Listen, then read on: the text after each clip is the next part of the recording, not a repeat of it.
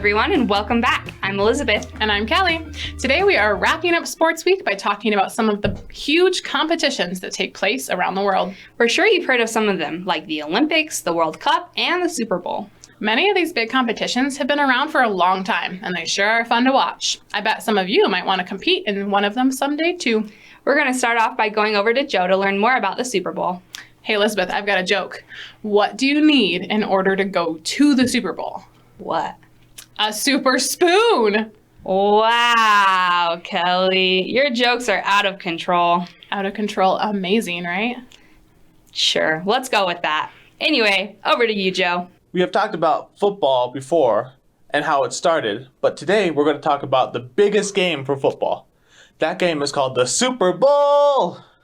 The Super Bowl is an enormously popular event, and it takes place every year since it began. This game is the game that decides the championship team for the year for the NFL. Millions of fans either watch on the TV or they go in person to experience the game to its fullest potential. This event didn't start until 40 years after the NFL was made, and even though football was on the rise, the first Super Bowl didn't even sell out. After the first 4 Super Bowls, there were some rising teams that really showed how good they are. For 10 years, 3 NFL teams won 8 Super Bowls in those 10 years. Yes, some still consider the Super Bowl as just another game, but it has become quite unique in America. The Super Bowl is the only time in the year where fans from different teams would watch, even if their team isn't playing. It combines sports and music and anything in between into one extreme event. This event is what is thought to be the ideal entertainment for, well, everyone. That's just some of what the Super Bowl is and how it started and everything else. If you have some other interesting facts about the Super Bowl, leave them in the comments down below. It's time for a quick break, and then we'll be back with Kelly and Elizabeth. The Super Bowl is quite an exciting event. Everyone gathers at home to watch and eat chips and, just watch the game. And while it's fun to watch at home, it's even more exciting to watch it at the stadium. And I have the best seats in the whole country. These are my Super Bowl super seats. They're very comfortable and very close to the game. So close, you can almost hear the crowd cheer for the touchdowns. It's only $5,000 for these amazing seats, and I'll be standing outside the stadium, so you can come and find me. Welcome back. We're back to talk about something you've all heard of, the Olympics. When did the Olympics start? The Olympics started in April of 1896. That's so cool. But didn't they come from somewhere like a way long time ago? Oh, yeah. They originated in ancient Greece 3,000 years ago. Oh, okay. So the modern Olympics started in 1896, though. Yes, ma'am.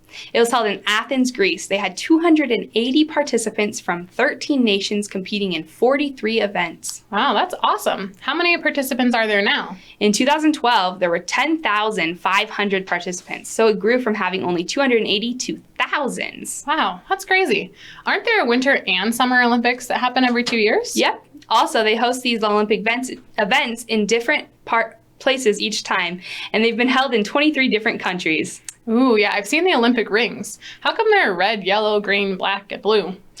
Well, those are the colors of each country's flags. Oh, that's awesome. What's the goal of the Olympics? The goal is for there to be a peaceful environment for kids and youth to practice and participate in sports. The Olympics are super cool, and the best of the best go there. They can also win medals, either gold, silver, or bronze. Huh, that's incredible. I think I want to go to the Olympics. Me too. All right, I got a joke. Knock, knock. Who's there? Who? Wait, no. Woo. Woo. Woo-hoo. What are you cheering for? We didn't win a medal. Ha ha, good one, and very on theme. That's all the time we have. Let's head over to Kaylee while she sits down for an interview. Hello, guys. Today I have a special guest with me. This is John Cordova, one of our Boys and Girls Club board members. He really enjoys golfing, so we have asked him to talk about golfing with us. Thanks for joining us, John. You bet, thank you. So one quick question. How did you get into golfing? Mostly with friends, but I worked at a golf course. I worked at Riverside Golf Course through high school, through a couple of years, maybe 3 years I worked at Riverside Golf Course, so it got me interested, but I didn't really pick it up till, way after that. and I'm not good. I have fun, but I'm not good. But that's okay, though. That's awesome. So golf is a very old game. It was not the same golf we play today. They played by striking a feather-stuffed ball with tree branches shaped like golf clubs. Did you know that the game of golf originated in Scotland, and they believe the game has been around since 1457? That's amazing. Yeah, That's it great. really is. Let's talk about some of the simple things you should know when going to the golf course. Do you know any of them? Oh, just simple like safety tips, like make sure no one's around you when you're swinging the club. Yeah. I actually had a neighbor across the street when I was growing up, and his grandson whacked him in the eye with a golf club, not knowing he was there, took out his eye. So you just have to look over your shoulders, make sure before you take a swing back, because you're swinging pretty heavy metal. So. Yeah, and I've always heard that you're supposed to yell 4 if you see someone in the direction your ball went, if you're out on the golf course. Is that correct? Yeah. If you get it close to them, yes. Just simple basics. Yeah. So is it true that you're going to teach our audience how to putt and make a hole-in-one today? I wish I could teach someone how to make a hole-in-one. That would be nice. I've never even come close. I can teach some putting, although I'm not great at any of this. I just have fun at it. Yeah. But that's okay too. Yeah, that's the best. Thank you for being on our show and for all the hard work you do for the Boys and Girls Club. We sure appreciate your time and efforts, and we look forward to watching your putting video. Thank you. Can I say just some things? Yeah. The most important thing, the 5 most important things when you're golfing, always, always, always, always, always have fun. Always. It's the most important thing. You're there to have fun. If you get mad when you're doing something, or like golf, sports, anything, you're doing it wrong. So just have fun. That's the important part of sports or anything. Make the best of it. I agree. Right? Yep. Thank you so much. Thank you. Welcome back. We've been talking about some of the major sporting events today, but we won't have enough time to talk about all of them, so we're going to share some quick facts about some other really cool major competitions. The first one is one of my favorites, the FIFA World Cup. Soccer teams from 32 countries battle it out to win the cup while millions of people watch. This competition has been around since 1930, but just like the Olympics, it's only played every 4 years. The next one's going to be in 2022. Wow, I can't wait. Another one I love to watch is March Madness. They start with 64 college basketball teams and work their way through the rounds until they get to the Final Four and then the ultimate champion. Yes, I love March Madness. Another good one is the Tour de France. This is a bicycle race that is literally 2,000 miles long and takes about 3 weeks to complete. They bike their way around France and the race ends in Paris. Sounds intense, but probably super pretty too. I think that's one I'd like to compete in. I love biking and I've always wanted to go to Paris. Better start training. You're right. Okay, we should also talk about the World Series. This is a championship series for Major League Baseball, and it's been around since 1903. The winner is determined through a best-of-7 playoff, and it happens in the fall at the end of baseball season. Yeah, the World Series is definitely an American classic. Agreed. Okay, I've got one more to share. This one is also a classic, but in England. Wimbledon. It's the oldest tennis tournament in the world, and it's been held in London, England since 1877. It's known for being very prestigious, and they even have a dress code. Wow, sounds fancy. Definitely. Well, there are still a few other competitions to talk about, but I think we'll head over to Joe to talk about the next one. Let's take a quick break, and then we'll hear from him. Who needs the Olympics when you can have the best competition in your own backyard? With Backyard Boogaloo, we can help you host the ultimate competition. Some events include the slip and slide, the water balloon fight, the bouncy house bump, and so many more. So book us, the Boogaloo team, to help you run your competition. Go to backyardboogaloo.com to get us in your backyard. Now, a lot of you may or may not have heard of this sport. With its high speeds, NASCAR is one of the quickest sports out there. So, what is NASCAR? Well, it is actually called the Monster Energy NASCAR Cup Series, and it is driven on a super safe track. This isn't just a single race though, it is actually many races throughout the year in 48 different states. So how did it all start? Well, it started when a bunch of drivers met up in Daytona Beach, way back in 1936. These drivers all brought different cars, like convertibles or sports cars, to see who had the fastest car and who was the best driver. 10 years later, a man named Bill France wanted the racing series to be one of the biggest sports. So he made the National Championship Stock Car Circuit. That's how it all started, but how did the NASCAR Cup begin? Well, that started in 2001, and its first season had 36 races in just 10 months. This race had 12 racers in it, and all of them wanted to be the leader of the race, and to end the race in first place. Now that may sound very easy, just be the one who is in first place and passes the finish line. Well, it's a little tougher than that. A regular NASCAR race has a total of 140 laps, meaning you have to race for almost 3 hours. If you want to stay in a race, you have to be able to sit down for that long in a car that is going 200 miles per hour. But on that note, I gotta speed on out of here. Next up is Kaylee with the wellness tip.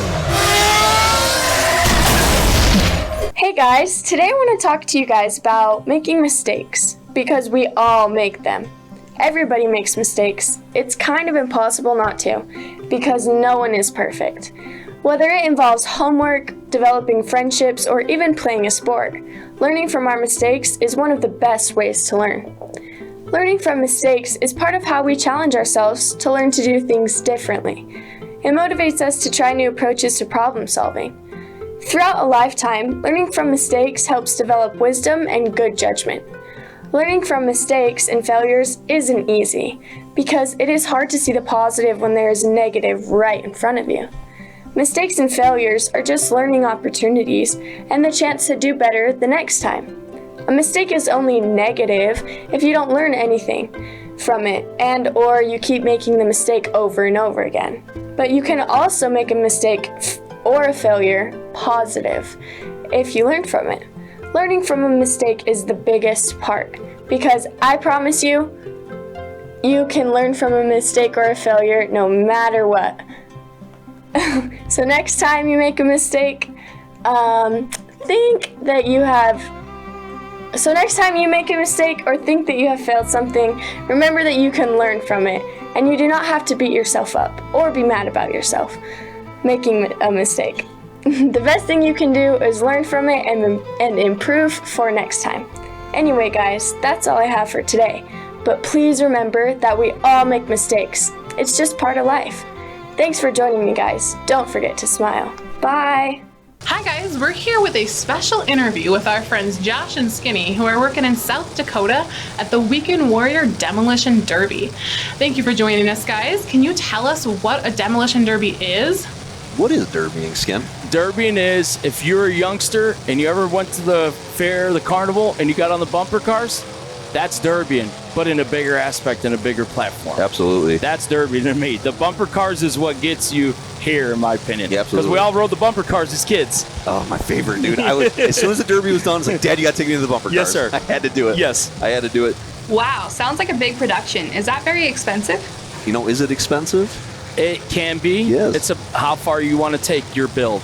But folks back watching, you can get in a free car. Your neighbor may have an old beater that still runs and drives. You can still get in that car and go derby it for $100. Oh, yeah. They got. You can find minivans and compact cars and Luminas and all these things. You can still find That's where I could say. But now let's go to a national side drivers of Blizzard Bash. Some of these folks got $50,000 in their cars. Absolutely right. But when you're buying an engine that is $12,000, a rear end that's $6,000, and so on and so on and so on, so be it. You're going to be there 100%. Skin. But no, you're right. You can get in it for a budget build, my friends. So how did you guys get into the demolition derby scene? How did we get into it? How did you get into it? Actually, I don't even know that. My little brother Matt, well, actually my oldest brother Ronnie, derbied our parents' 77 Impala 6-cylinder car. In what year? That would have been 1987. Oh, wow. I was 5. Yeah, so 87, Ronnie, Romance, derbied that. And then the following year, he derbied our parents' 77 Lincoln Town Car with the 460. Hell yeah. Shortened that up. Yep. And the year after that, he derbied our parents' old 77 Oldswagon and shortened that one up too. And then my little brother Matt, that passed away from brain cancer, actually got me in a car and got me derbying. I was one of those, whatever, doing it. But my little brother Matt is the one that got me in Derby. Still to this day. Yep. It's cool because he went out and bought a 76 Impala in Mundelein, Illinois for $50 and brought it home. And he ran it, and then he gave me that engine so I could start Derby that's cool. myself. Yeah. Wow, this sounds so cool. Can we drive? Can we drive? They're asking, can women drive in Demolition Derby? The perfect person is here, right? The perfect person. How many times do you think you've run in your life? Oh, really? Not as much as I probably could have been. I've done 3 powder puffs. 1, 2, the third one we didn't finish because we had an incident with the other car going out of the arena. And then I drove once in Tappan with Cody. And yeah, they didn't have no fear. They hit me, which is great. I don't want to be treated different. I want to be. Absolutely. You treat me like everybody else, because I'm going to hit you like I would hit anybody else. And then Vegas. So, Vegas. You were at the biggest show, one of the biggest shows in the country. Oh, wow, that's wonderful. Is that dangerous? They want to know if we think it's dangerous. I don't think it's I dangerous. don't think so. Nah. No, I mean. Most of the negative people getting hurt is a lot of times their own faults. Yeah. By not building something, not being safe. Yes, because I mean I have seen one guy we know in Mandan broke his femur. Oh yeah. But he got hit in the driver's door. Yeah. I mean, and that's why you call the driver's door. And a lot of drivers don't get that until it happens to them. And it's like, that's so dangerous. And you have plenty of car to hit. Yeah, absolutely. But yeah, and I think it's funny because a lot of places don't like to sponsor derbies because they feel it's dangerous. But they'll sponsor softball. And I love softball. Right. But I've seen a lot of people get hurt in softball. Totally. Any sport. So, I mean, right. I It's agree. Any chance. But Anything you do. And nowadays the cars, you build that cage in there, you're safe. Your gas is safe. Your batteries are safe. Yep. Yeah. Well, guys, thank you so much for telling us all about the Derby. We really enjoyed that. Let's take a quick break and we'll be right back.